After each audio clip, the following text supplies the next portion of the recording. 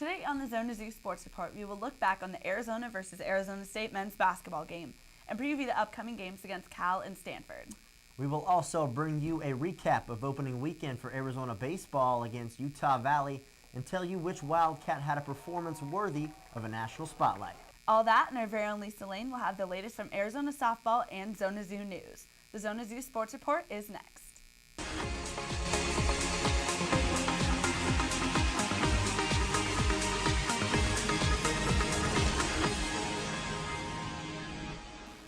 Hello everyone and welcome to this week's edition of the Zzsr Sports Report. I'm Ben Gabrielson and alongside me, Maddie Rundon. Together we will bring you all the latest from this past week's happenings in the world of Arizona athletics. Well, this past week in Arizona athletics was not all fun and games, especially for the Wildcat men's basketball team. The Sun Devils came into town this Sunday to revenge their home court beating a month ago at the hands of the Wildcats up in Tempe. The 17-point loss at home was clearly still on their minds as they took control of the game early and never looked back. Ty Abbott avenged the hard and now infamous foul against him by Kevin Parham by dropping 28 points on the night. Nick Wise led the Wildcats in scoring with 18, and Derek Williams continued to prove that he is a worthy candidate for Pac-10 Freshman of the Year with a 15-point effort. The most impressive stat of the night for the Wildcats? Kevin Parham's 10. Yes, 10 defensive rebounds and 3 offensive rebounds. He was the only player who looked like he was playing with an intensity worthy of beating the Sun Devils. And on a night full of rookie mistakes for the Wildcats, the Sun Devils were able to beat the Cats on their home court 73-69.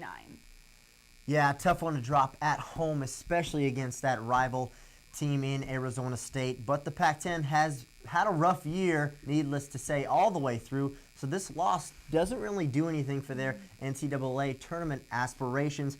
California is really the only school at this point with any hope of getting an at-large bid into the tournament without winning the conference tournament in LA. So these last couple games, they might just be for seeding, really, in the Pac-10. Yeah, definitely. Very true. But the Cats will have to travel to the NorCal schools this upcoming week as they will take on California on Thursday. California is a tough team to play at home, so the Cats are going to have to overcome their sloppy play in order to beat the Bears at Haas Pavilion on Thursday. The last game played at McHale was a very close one, and Cal is a very well-rounded and hot shooting team.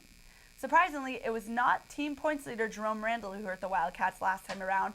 It was Theo Robertson who had 27 points in Cal's loss. However, look for Jerome Randall to distribute the ball evenly among his teammates and drop a few treys as well, and it's going to be a very tough road game for the Wildcats.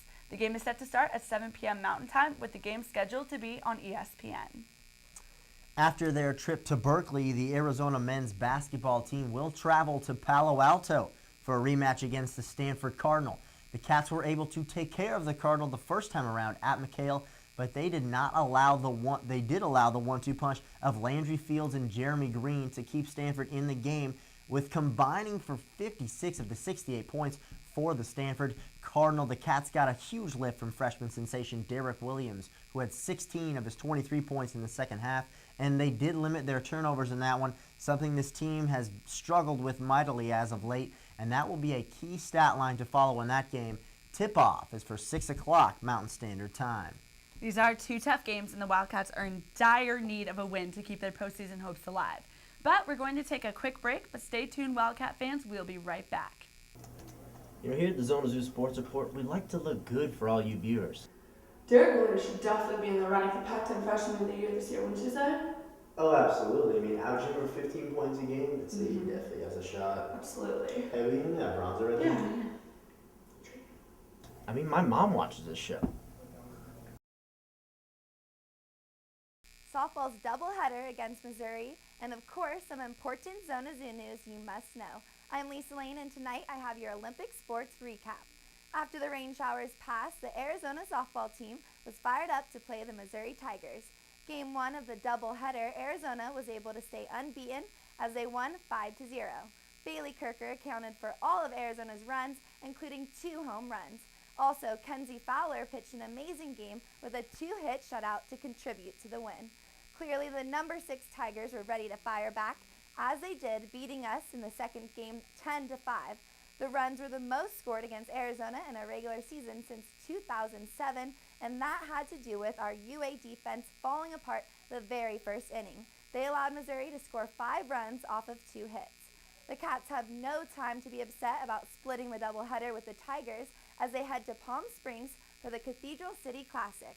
They have 5 very tough opponents to face in BYU and Fresno State on Friday, Cal Poly and Hawaii on Saturday, and Baylor on Sunday morning. If you'd like to see some team notes on each of their opponents, make sure to check out ArizonaWildcats.com. Make sure to continue to support our baseball team as they will continue their 26-game homestand next weekend against Long Beach State. The first game will be this Friday at 6 p.m. Now lastly, some Zona Zoo reminders.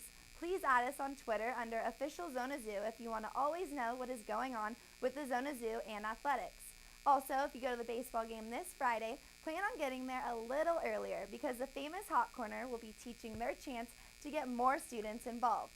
We do not want you to forget about our men's basketball team, so there will be a Wildcat Watch at Chewy's Restaurant Saturday at 4 p.m. So stop by, eat some food, and join other Wildcat fans as we cheer on our team against Stanford. If you forget to sign up for the men's basketball home games this Sunday, then Monday on the Mall, stop by Monday Madness where the Zona Zoo crew will be out there with computers to get you registered for the games against UCLA and USC. If you have been wondering where you stand when it comes to the Zona Zoo points, then go to the Zona Zoo website where we now have the list of those with the top 10 points posted. Continue to check back to see where you rank in the standing. Well, Wildcats, I am all out of time. Until next time, I'm Lisa Lane. Back to you, Ben and Maddie.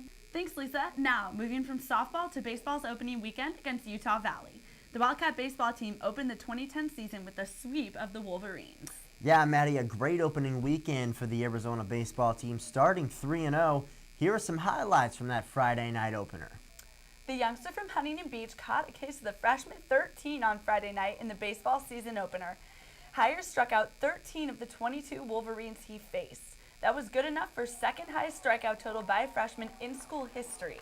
It was also good enough for Hire to be named Pac-10 Pitcher of the Week, as well as one of 3 players to be named the Louisville Slugger National Player of the Week by Collegiate Baseball. Well, I would say Hire really came out of a shell pretty quickly. But moving on, it is time for the Picture of the Week, and here it is. Picture is senior point guard Nick Wise, looking a little frustrated on the ground at the ASU game. A good thing for Wildcat fans that we did find his stride from three-point range, going 3 of 5 from downtown.